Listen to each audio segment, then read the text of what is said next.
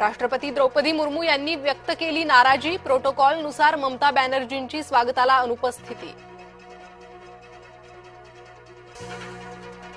महिला दिनाच्या पूर्वसंध्येला महिला राष्ट्रपती अपमानित. पश्चिम बंगालमध्ये राष्ट्रपतींचा अपमान. महाराष्ट्र भाजपकडून संताप व्यक्त. संतोष देशमुख हत्या प्रकरणातील आरोपी एका दिवसासाठी जेल बाहेर. भावाच्या 12व्याच्या विधीसाठी जयराम चाटेला गावी जाण्यास परवानगी. 13 मार्चला सकाळी 9 ते संध्याकाळी 4 वाजेपर्यंत असणार गावात. सोलापुरात सत्ताधारी भाजप विरोधात मराठा समाज आक्रमक.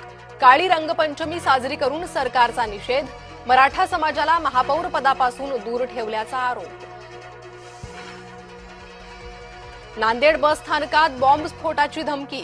मारणे गँगचा शार्प शूटर म्हणत धमकीचा फोन. अंबाजोगाईमधून फोन करणारा आरोपीला अटक.